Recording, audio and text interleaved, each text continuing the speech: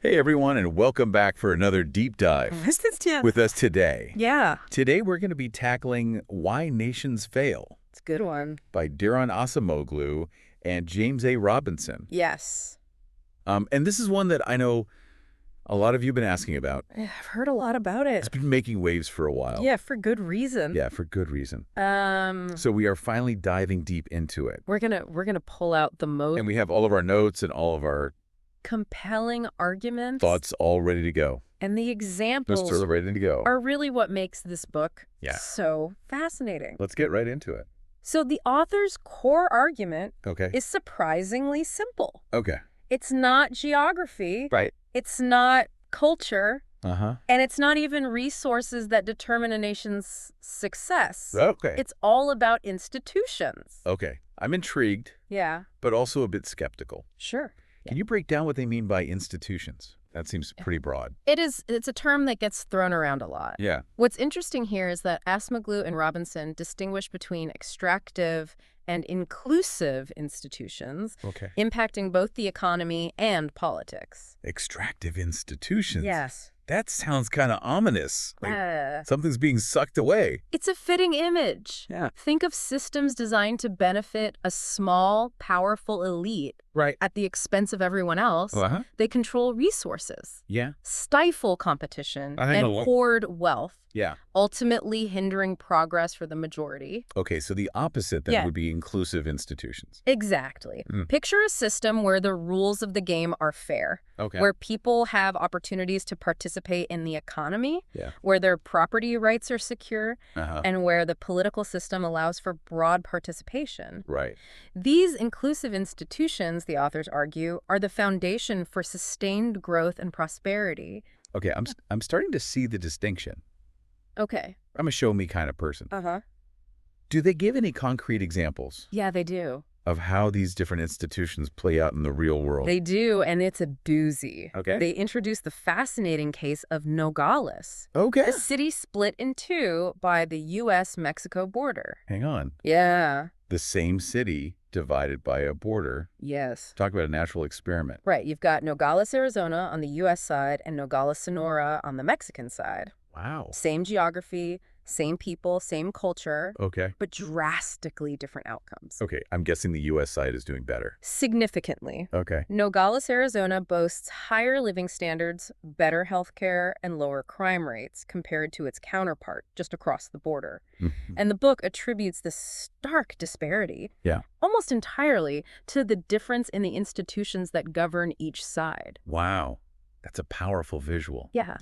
It really drives home the point that institutions matter, Right. maybe even more than we realize. And this leads us to another key concept from the book: Okay. creative destruction. Ooh. That sounds a little intense. It can be. Okay. Think of it like this. Yeah. New technologies and ideas come along and shake things up. Okay. They disrupt the existing order, replacing old ways of doing things and often displacing those in power. Yeah. This process, while messy, is ultimately what drives progress. So some people might resist these changes, Absolutely. even if they lead to progress in the long run. Absolutely. The book shares this fascinating anecdote about William Lee, Okay. an inventor in Elizabethan England. Okay. Lee created a revolutionary knitting machine that could produce stockings much faster than traditional hand knitting. Sounds like a game changer. Yeah. What happened? He presented his invention to Queen Elizabeth I, Okay. expecting praise and rewards. Okay. But to his surprise, the Queen refused to grant him a patent. No way. Yeah. Why would she do that? She was worried. Okay. The Queen feared the potential impact on hand knitters, who made up a substantial part of the workforce. Right. She saw Lee's invention as a threat to their livelihoods. And more importantly, a potential source of social unrest Right. and a challenge to her own power. So even back then, people understood how innovation, while beneficial, Yeah. could also disrupt the status quo Yeah. and make those in power a bit nervous. Precisely. And the authors use this story to illustrate how fear of creative destruction can stifle progress. Right. They argue that societies that embrace change Yeah. and adapt to new technologies are ultimately the ones that thrive. It makes you wonder how many brilliant ideas have been squashed throughout history It is. because they threatened existing power structures. It's a fascinating All question. right. And speaking of history, Yeah. the authors dive into some key turning points Okay. that illustrate the lasting impact of institutions. Okay. The Black Death, for example. The plague. Yes. What does that have to do with institutions? Well, Right. while undeniably a tragedy, the Black Death's impact on European societies Yeah. actually led to some significant institutional shifts. Oh, okay. I'm all ears. Okay, so Tell me more. imagine you're a peasant in England before the plague. Okay.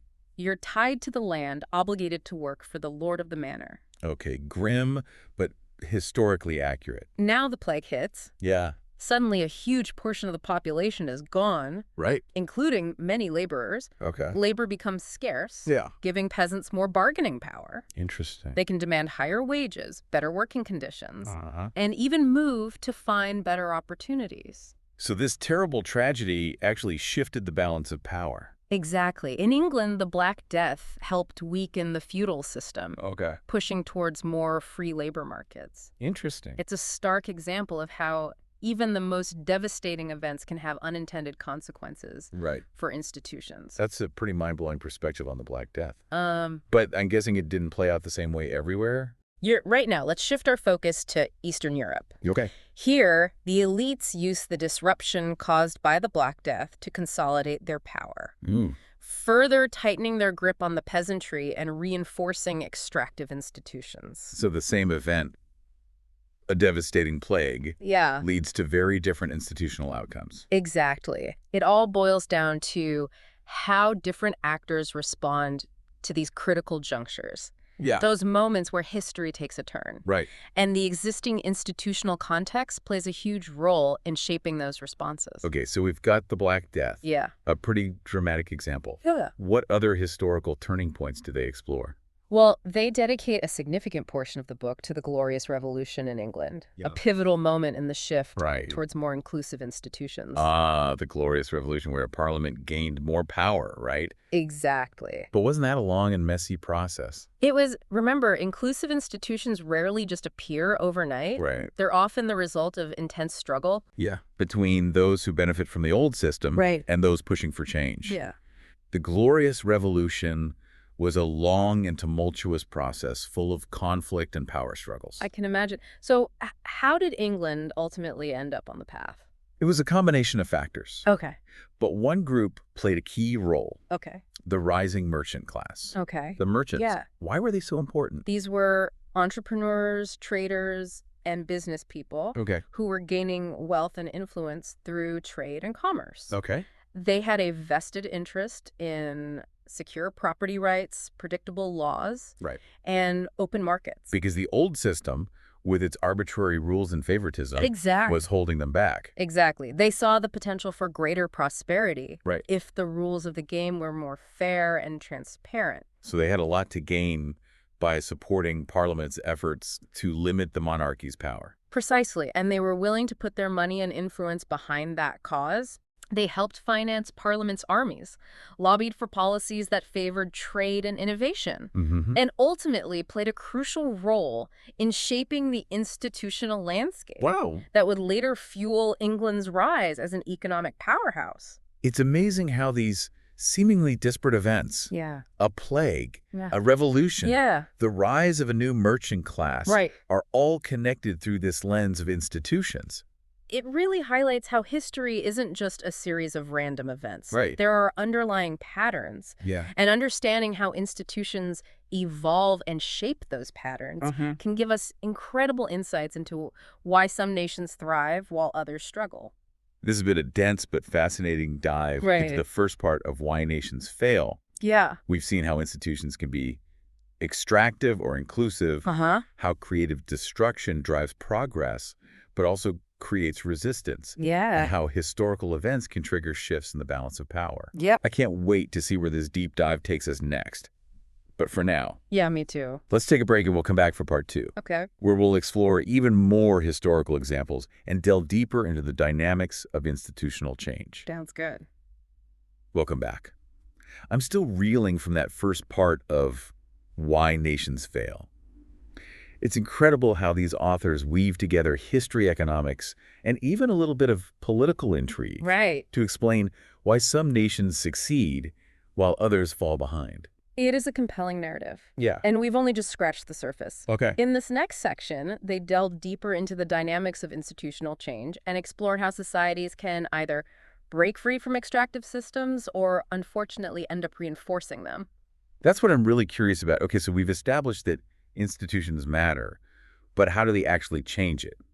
Can't be easy to shift the balance of power, Right. especially when those in control benefit from the status quo. You're absolutely right, and the authors acknowledge that institutional change is rarely a smooth or predictable process. It's often messy, contested, and full of unexpected twists and turns. They use the term critical junctures, right? Yes. To describe those moments in history where things could go either way. Precisely, imagine a river flowing along its course for years, maybe even centuries. It follows the same path. Okay. Then a major storm hits, the river floods, Uh-huh. and suddenly there's a new channel, a new path that the water can follow. Right. That storm, that disruption is like a critical juncture. It creates a window of opportunity for change, Okay. but it doesn't determine the final outcome. Okay, I'm starting to see how this applies to institutions. So it's not just about the event itself, Yeah, but how different groups within society respond to that event. exactly. The authors argue that the outcome of a critical juncture depends on the interplay of existing institutional structures and the actions of various actors. Do they seize the opportunity to push for change, or do they try to cling to the old ways? We talked about the Black Death as an example of a critical juncture, right? And how it led to different outcomes in England versus Eastern Europe. Yes, and they provide several other fascinating examples throughout the book. The Black Death is just one of many events that reshaped institutions and had a lasting impact on the distribution of power and prosperity. All right, let's dive into some of those other examples. They spend quite a bit of time on the Glorious Revolution in England, right, which we touched on earlier. Right, as we discussed, the Glorious Revolution marked a turning point toward more inclusive institutions in England, but it's crucial to understand that the path to that point was anything but straightforward. It was a long and tumultuous process, right, full of conflict and power struggles, if I remember correctly. You're spot on. Remember, inclusive institutions rarely emerge from a peaceful consensus. They often arise from intense clashes between those who benefit from the existing extractive system and those who seek a more level playing field. It's like a tug of war over the rules of the game, Yeah. with high stakes for everyone involved. Yeah. I mean, we're talking about fundamental changes to how power is distributed and how the economy functions. A great way to put it. And the Glorious Revolution really exemplifies that struggle. The authors walk us through the events leading up to it, the English Civil War. Right. The back and forth between the monarchy and parliament attempts to reassert absolute rule. Mm-hmm. It reads like a political thriller at times. And through all of this turmoil, you mentioned earlier that a new merchant class was emerging in England. Right. They were key players in pushing for change, weren't they? They were absolutely crucial. Remember, this is a time when trade and commerce are expanding rapidly. England's becoming more connected to the global economy. This new class of merchants, entrepreneurs, and financiers, they're amassing wealth and influence through their business activities. And they have a vested interest in creating a system that allows them to operate more freely, right? Exactly. They saw firsthand how the old system, with its monopolies, arbitrary taxes, Yep. and restrictions on trade, was actually holding them back. They recognized the incredible potential for growth and prosperity if the rules of the game were more fair and predictable. So they had a lot to gain by challenging the old order and supporting Parliament's efforts to constrain the monarchy's power. Precisely, and they weren't afraid to flex their newfound economic and political muscle. They financed Parliament's armies, they lobbied for policies that favored trade and innovation, and they helped create a climate where entrepreneurship and risk-taking could flourish. This reminds me of something else. They discussed the rise of the textile industry in England Oh, yeah. and how it fueled the Industrial Revolution. That's a classic example of creative destruction in action, right? Absolutely. The textile industry was at the forefront of innovation during this period. We're talking about new technologies like the spinning jenny and the power loom, Okay. which dramatically increased production and efficiency. And I imagine this disrupted the traditional ways of making textiles, right? Like what happened to all the hand knitters and weavers who were suddenly competing with these machines? You're raising an important point, as we discussed. Creative destruction always creates winners and losers. The hand knitters, as you mentioned, faced incredible challenges as their skills became less valuable. The rise of factories and wage labor also challenged the old agrarian order, where wealth and power were primarily based on land ownership. So it wasn't just about economics. It was about a fundamental shift in the distribution of power within society. Those who controlled the means of production. The factories and machines were gaining influence, while those who relied on traditional skills or land ownership saw their power diminish. You've got it. The authors argue that the success of England's Industrial Revolution wasn't just about technological innovation, it was also about the institutional environment that enabled those innovations to flourish and spread. An environment that was becoming increasingly inclusive, where new actors like these textile entrepreneurs had the opportunity to enter the market, challenge the old ways of doing things, and ultimately drive progress. And this process of institutional change wasn't limited to England. The authors go on to explore how the spread of the Industrial Revolution and the ideas that fueled it influenced events in other parts of the world. They discuss the French Revolution. Oh. I remember learning about how it dismantled feudalism and spread these ideas of individual rights and liberty across Europe. Exactly. The French Revolution, while certainly a chaotic and violent period, had a profound impact on the institutional landscape of Europe. Yeah. It challenged the absolute power of monarchs, weakened the grip of the aristocracy, and disseminated these revolutionary ideas about popular sovereignty and the rights of citizens. And these ideas, they didn't just stay confined to France, did they? They spread like wildfire throughout Europe and beyond. They did, and the authors draw a fascinating connection between the French Revolution and the eventual abolition of slavery. Wow. They argue that the intellectual and political currents unleashed by the revolution, these ideas about equality and human rights, helped create the conditions for the abolition movement to gain momentum. That's incredible. Huh. So we're seeing these interconnected waves of institutional change, these ripples that spread outward from these pivotal moments in history. Yeah. It's like a domino effect where one event triggers another and the institutional landscape is constantly being reshaped. It's a powerful image, and it highlights how ideas can transcend borders and how societies influence one another in these complex and often unpredictable ways. But it's important to remember that the path to inclusive institutions is rarely a smooth upward trajectory. You're saying there are setbacks, right? Times when it seems like a nation is moving towards more inclusive systems, Right. but then something happens and things go in the opposite direction. Exactly. The authors emphasize that progress is not inevitable. Right. There are always challenges, reversals, and the constant potential for backsliding. They point to several examples of nations that seem to be on the right track, but then reverted to extractive institutions, often with devastating consequences. I'm thinking of the Soviet Union, for example. They achieved impressive economic growth in their early years, but their system ultimately proved unsustainable. That's a prime example. The Soviet Union, despite achieving rapid industrialization and some initial successes, ultimately hit a wall because their extractive political institutions stifled innovation and adaptability. The centralized control of the economy, the lack of individual freedoms, and the suppression of dissent created a system that couldn't keep pace with the rapidly changing world. And they also discuss several post-colonial African nations, right, where the promise of independence was often followed by a descent into corruption and instability. Yes, unfortunately, that's a recurring theme. They highlight how many of these nations, despite gaining political independence, inherited extractive economic and political institutions from their colonial past. So it's like trading one set of chains for another. They gain political freedom, Yeah. but remain trapped within economic and political systems designed to extract wealth and benefit a small elite. The tragic reality for many post-colonial nations, and the authors argue that this pattern isn't just a matter of bad luck or poor leadership, it's a direct consequence of how extractive institutions create this self-reinforcing cycle of poverty and stagnation. This is making me realize just how fragile progress can be. Even when a nation seems to be moving towards a more inclusive system, there's always a risk of backsliding. It's a sobering reminder that building and maintaining inclusive institutions requires constant vigilance, a broad commitment from society, and a recognition that the struggle for a just and prosperous society is never truly over. Wow, this section has been a roller coaster of historical examples and insightful analysis.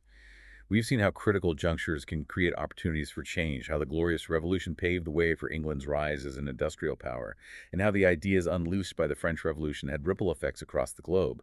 But we've also seen how progress is not guaranteed, how extractive institutions can reassert themselves, and how the legacy of colonialism can continue to shape the destinies of nations. It's a complex tapestry, isn't it? But by understanding these historical patterns and the dynamics of institutional change, we can gain valuable insights into why nations succeed or fail. So where do we go from here? Hmm. We've explored these historical examples, we've seen how institutions evolve, but what are the practical implications of all this? That's the question we'll tackle in the final part of our deep dive. We'll delve into the author's analysis of how to foster inclusive institutions, the role of political will, and the importance of recognizing the interconnectedness of the global economy. I can't wait to unpack those final insights. But for now, let's take a short break, and we'll come back ready to explore those crucial questions. Okay, we're back for this final part of our deep dive into why nations fail. Yeah. We've journeyed through history, we've explored the power of institutions, and seen how those institutions can either lift nations to prosperity or trap them in cycles of poverty. It's quite a story. Yeah. But now the big question, what do we do with all this knowledge? Yeah, it's one thing to diagnose the problem, but it's another thing entirely to find solutions.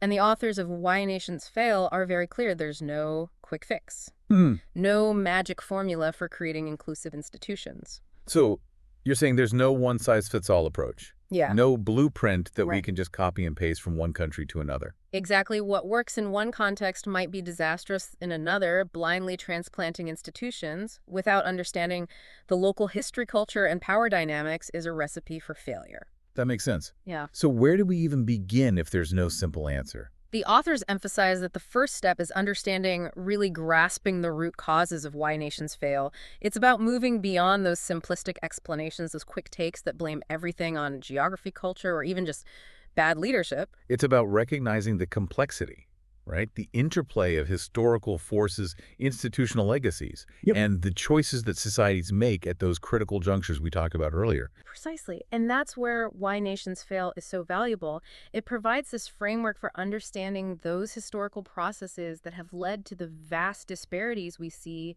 in wealth and poverty across the globe. Okay, so we've done the deep dive. We've Yeah. gained this understanding now. What what actions can we take as individuals, as organizations, even as nations, to foster more inclusive systems, especially in those places that are currently struggling? The authors stress that there's no magic bullet, no single policy or program that will suddenly transform an extractive system into an inclusive one. Right. But they do offer some valuable insights into what can facilitate this incredibly complex process. I'm all ears. Give me those insights. Okay. What works? One crucial factor they highlight is political. Yeah. It sounds obvious, but it's often overlooked. Inclusive institutions require a genuine commitment from those in power to share power to create a level playing field and to prioritize the long-term interests of society over their own short-term gains. That sounds incredibly challenging, Right. especially in systems where a small elite has been benefiting from the status quo for generations. Right. It's asking them to give up their privilege, their advantages. You're right. It's a huge ask. And that's why the authors are also very clear that sustainable change requires more than just a change of leadership at the top. Okay. It requires broad-based empowerment,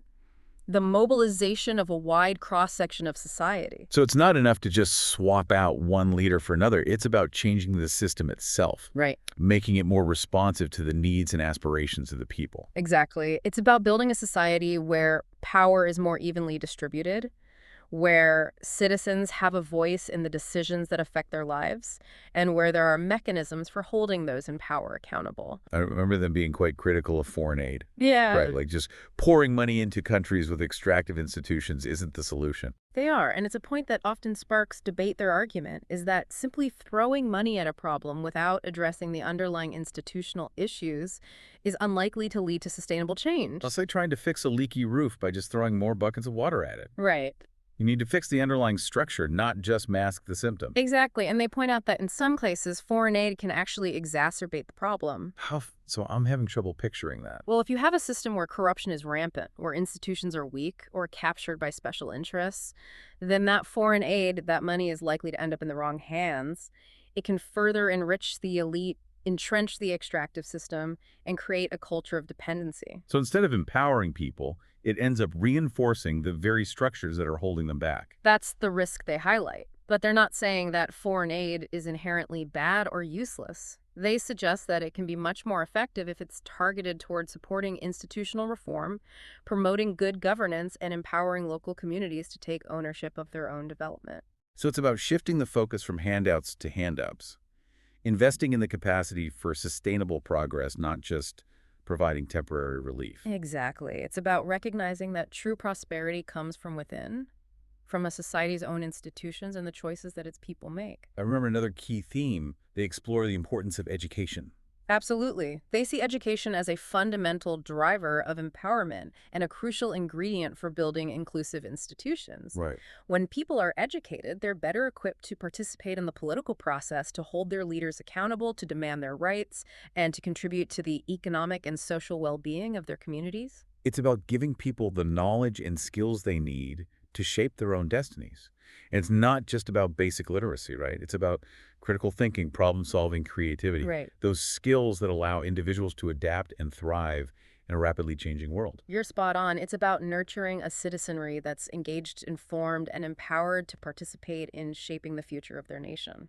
And speaking of the future, the book also talks about the growing interconnectedness of the global economy, right? How events in one part of the world can have ripple effects across the globe. They do, and they argue that we can no longer understand the fate of nations in isolation. The global economy, with its flows of trade, investment ideas, and people, creates both incredible opportunities and significant It's challenges. like a giant interconnected web, Yeah. right? A tug on one strand can be felt across the entire structure. That's a great analogy, and they suggest that nations with inclusive institutions are better positioned to navigate the complexities of this interconnected world. Hmm. They're more likely to attract investment, to foster innovation, to adapt to change, and to benefit from the opportunities that globalization presents. So it's not about retreating from the global economy. Right. It's about making sure that the rules of the game are fair, that everyone has a chance to participate and benefit.